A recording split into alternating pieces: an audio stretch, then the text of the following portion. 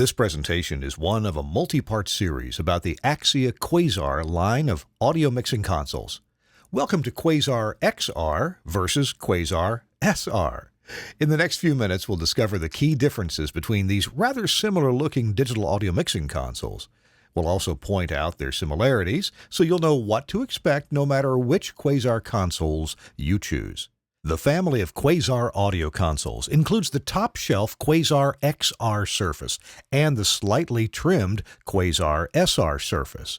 Both console lines are identical in most ways. They use the same console frame and power supplies. The same monitor touchscreen module is used in both, and both console lines use the same Quasar engine, though different mix capacity options are sometimes chosen to fit the surface model and size. The Quasar XR is the big sibling in the Quasar family. Yep, firstborn.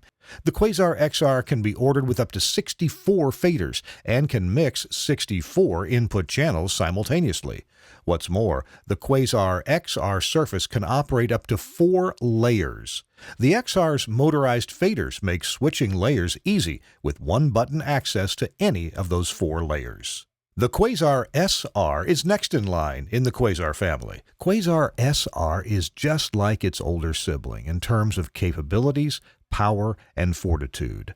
But SR is simplified and focused with a slightly trimmed set of buttons and faders that don't move themselves. Indeed, Quasar SR is simplified for value. A Quasar SR console can have up to 32 faders, controlling up to 32 input channels simultaneously.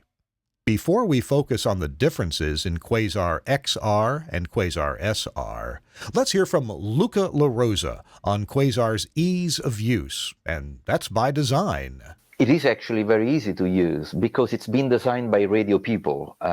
We designed its software so that the console handles all the complex functions under the hood, and all you have to do is deal with the fun part.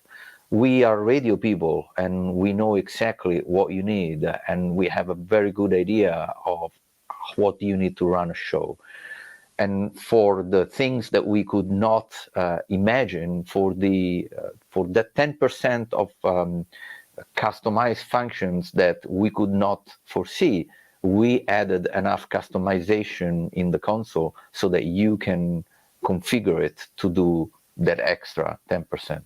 Both Quasar siblings, XR and SR, share this key design feature. This is the Quasar MTS module. MTS stands for Monitor Touchscreen. Every Quasar console surface, XR or SR, no matter how large or small, will have this module. The screen is bright and easy to read, even at a glance in a busy workflow. The console layout is ergonomic, super quick to learn and to use. Hardware controls, the buttons and knobs, are aligned with on-screen graphics for instant clarity. Lots of user-programmable buttons to automate any task, workflow, or series of tasks. And you get complete metering displays, analog or bar graph, standards-based loudness metering, and even stereo phase correlation. The key difference in the Quasar XR and Quasar SR consoles is found in the 4-fader modules. Here's a side-by-side preview of the Quasar XR 4-fader module and the SR's 4-fader module. We'll come back to this slide for comparisons after Luca La Rosa describes the key differences between them. The main difference between Quasar XR and Quasar SR console is in the fader modules. The Quasar SR console uses a new type of fader modules which have less controls. They are easier to use. This makes them less expensive too. And that let us build a console which addresses a lower market segment, which is the one that the Fusion console was previously addressing. As Luca noted, the key differences in Quasar XR and Quasar SR are the features found in the 4-fader modules. Everything else in both console lines is identical. The XR has fully motorized faders, including a braking function that helps prevent accidental bumping of fader levels.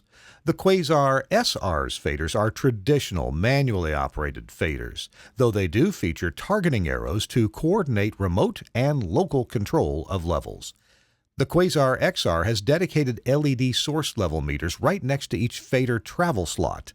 The Quasar SR shows the same source metering in the color display, located higher on the channel strip. The Quasar XR sports 8 bus assignment buttons on each channel strip.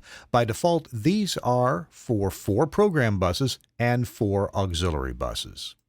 The Quasar SR has a total of 4 bus assignment buttons defaulted to the program buses. On either console, these may be repurposed for other functions. Finally, the Quasar XR has a dedicated auto mix button on each channel strip, whereas the Quasar SR offers a button that's designated as a user button by default. They are fully customizable on either console series. A Quasar console may have from 1 to 4 power supplies, depending on the size of the frame, the number of modules, and the redundancy level that you'd like to have. These power supplies are designed for relaxed operation. In other words, they're not stressed at all, and full-time load sharing is also a part of their implementation. All Quasar consoles are powered by the Quasar engine. It's a native AOIP powerhouse with up to 64 stereo input channels. Dual server power supplies are standard, and you get dual network ports for your AOIP network and for remote management. Again, the same Quasar engine is part of either the Quasar XR or the Quasar SR. Both Quasar console lines are multiple award winners. Here's the Quasar XR with a Red Tech Award for ergonomic design, and the Quasar SR with a Radio World Best in Market Award. Luca mentioned the convenient customization that's available in Quasar, and that's exactly what Jackson Harp with WUSF in Florida is talking about here with this Quasar SR audio console. We use these boards a lot for live coverage as well as in studio performances. And what I really like about them, probably my favorite thing about them, is just how many sources, particularly for different microphones, you can have on the console itself, and then you can switch between each fader what you need and what you don't need, and it's very easy to do.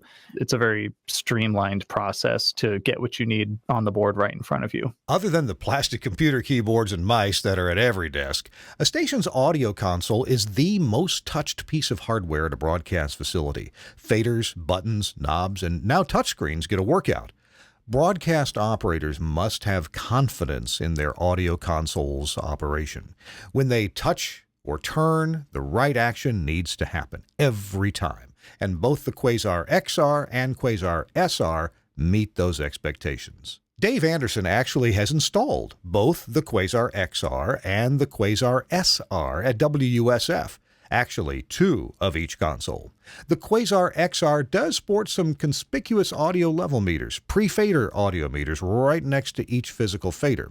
Now, these give a clear display of expected audio and its pre-fader level for each channel strip.